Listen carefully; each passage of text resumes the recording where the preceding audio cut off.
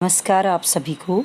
आज इस वीडियो में हम माइक्रोस्कोप को सेट करना और उस पर प्याज की छिल्ली को कैसे देखा जा सकता है या माइक्रोस्कोप में कोई भी स्लाइड कैसे देखी जा सकती है, इस पर चर्चा इस वीडियो में करेंगे।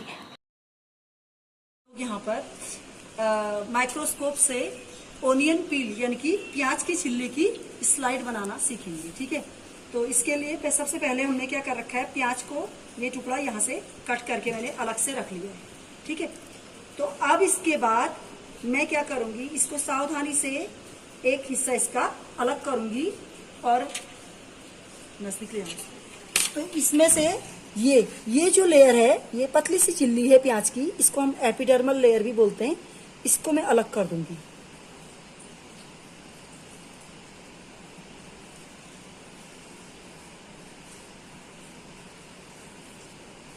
काफी बड़ी निकल गई है, थोड़ा सा कट कर लेते हैं इसको।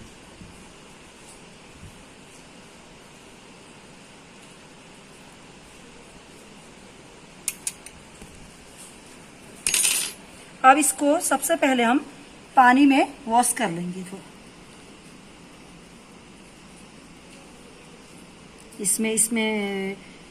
इसके लिए मैं चाइना डिश का इस्तेमाल कर रही हूँ। इसको थोड़ा सा पानी से वॉश कर लेंगे। यहाँ पर ब्रश का इस्तेमाल भी हो सकता है, लेकिन यहाँ पर ब्रश भी अभी नहीं है, तो हम लोग ये स्पैचुला है जो कि डिसेक्शन बॉक्स में होता है, और स्पैचुला से हम इसको अलग कर लेंगे। ये अब इसको हमने वॉश कर लिया है, पानी को हम गिरा देंगे। अब हम इसी को, जो ओनियन पील है हमारे पास, इसमें हम मिथाइलिन ब्लू इस सॉल्यूशन का इस्तेमाल कर रहे हैं इसको स्टेन देने के लिए। ठीक है, इसकी जगह पर हम लोग सैफ्रेनिन का इस्तेमाल भी कर सकते हैं। तो अभी यहाँ पर हमारे पास मिथाइलिन ब्लू उपलब्ध है, तो हम इसमें मिथाइलिन ब्लू की कुछ बूंदें डाल देंगे।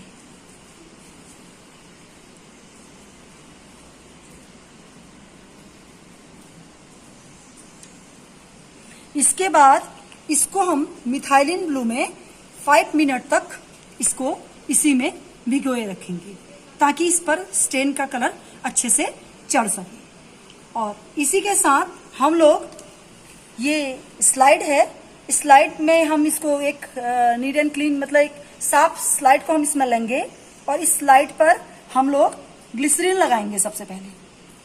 ठीक है, ग्लिसरीन इसलिए लगाई जाती है ताकि उस पर मॉइस्चर बना रहे, स्लाइड जो हमारी बनेगी उस पर मॉइस्चर बना रहे। तो लगभग 5 मिनट होने जा रहे हैं, बस थोड़ा सा ही टाइम बचा हुआ है।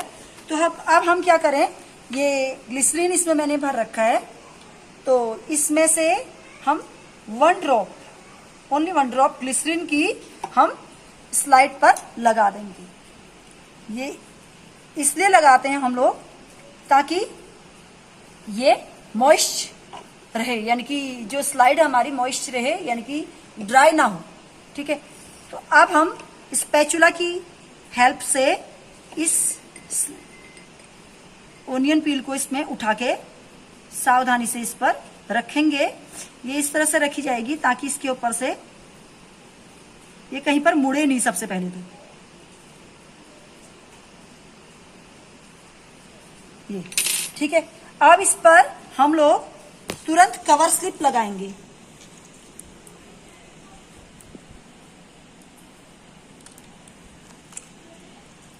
लेकिन कवर स्लिप लगाते वक्त हमें इस चीज का ध्यान रखना होगा कि कवर स्लिप लगाते वक्त इस पर बबल्स ना बन पाए। अगर इस स्लाइड में बबल्स बन गए तो ये दिखाई नहीं देगी क्लियर। तो हमें कवर स्लिप को सावधानी से एक ही बार में रखना होगा।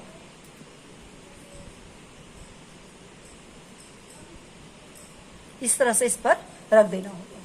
ठीक है, अब हम इसको इसके ऊपर से इसकी क्लिप को हटा देंगे स्टेज की। ये माइक्रोस्कोप है, कंपाउंड माइक्रोस्कोप, इसकी ये क्लिप्स हैं, तो इसको हम हटा के यहाँ पर इसको रख देंगे। ये इसका नीचे का मिरर होता है, सबसे ज्यादा काम इसी का होता है। इसमें सबसे पहले स्टार्टिंग काम इसी का होता है। ठीक है, तो इसमें हम क्या करेंगे, इस मिरर की लाइट, यहाँ पर मैं ये भी बता रही हूँ कि माइक्रोस्कोप को सेट कैसे किया जाएगा किसी भी स्लाइड को देखने के लिए। अभी यहाँ पर हमें कुछ भी नहीं दिखेगा, अगर हम यहाँ से देखेंगे तो कुछ भी नहीं दिखेगा।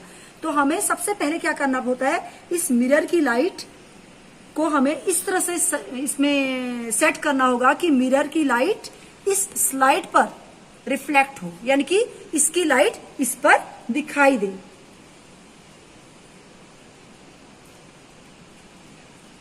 देखिए, इधर से ले आओ फोन को। ये देखिए, मेरे स्लाइड के ऊपर लाइट आने लगी है ना।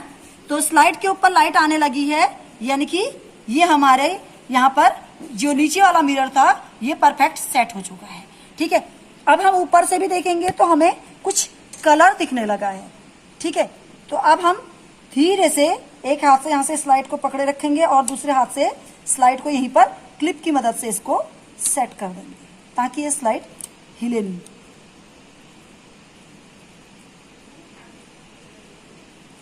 अब हमें स्लाइड को हिलाना नहीं है, ना ही नीचे के मिरर को हिलाना है। अब हमारा काम कहां से शुरू होता है, अब हमारा काम होता है शुरू नोब से। ठीक है, अब इस नोब को हम एक बार क्लॉकवाइज एक बार एंटी क्लॉकवाइज दोनों उस तरीके से हम इसको घुमाएंगे। तब तक घुमाएंगे जब तक हमें इस स्लाइड का कुछ धुंधला सा हिस्सा दिखने ना लगे। और इसके लिए अच्छा, हम लोग मैग्निफिकेशन का इस्तेमाल कौन सा करेंगे, हम लोग यहाँ पर 10x मैग्निफिकेशन का इस्तेमाल कर रहे हैं। जैसे अभी ये मैंने दोनों मैग्निफिकेशन सेंटर में रख दिए, मैं यहाँ से देखूंगी कुछ भी नहीं दिखेगा मुझे। ठीक है ना, तो मैं 10x मैग्निफिकेशन का इस्तेमाल कर रही हूँ। यहाँ पर 10x लिखा हुआ है एक मैग्निफिकेशन में और दूसरे में हमारे यहाँ पे 40x लिखा हुआ है। दिख रहा है कहाँ से, ये 40x है। ठीक है, ये हमें 10x पर ही दिख जाता है। अब ये हमें ये मैग्निफिकेशन को हम सेट कैसे करें, तो मैग्निफिकेशन को हम इस वाले इस पोर्शन को थोड़ा सा हिलाएंगे और हम देखेंगे टक करके आवाज आती है।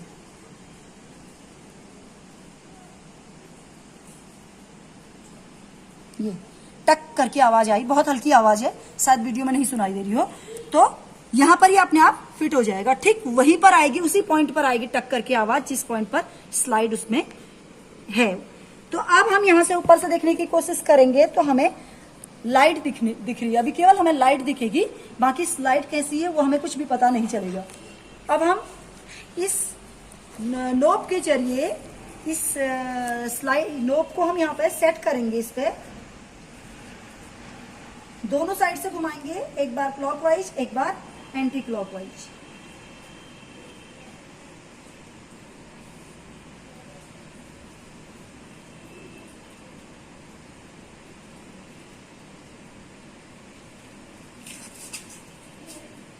धुंधला सा दिखने लगा है, तो अब मैं क्या करूंगी, जब मुझे कुछ धुंधला सा दिखने लग जाए तो अब मैं नोब को नहीं हिलाऊंगी बिल्कुल भी, बल्कि अब जो ये नीचे के स्क्रू हैं इनको भी क्लॉकवाइज एंटी क्लॉकवाइज घुमाकर इस जो पिक्चर मुझे दिखाई दे रहा है इस पिक्चर को थोड़ा फाइन करने की कोशिश करूंगी, थोड़ा और क्लियर करने की कोशिश करूंगी।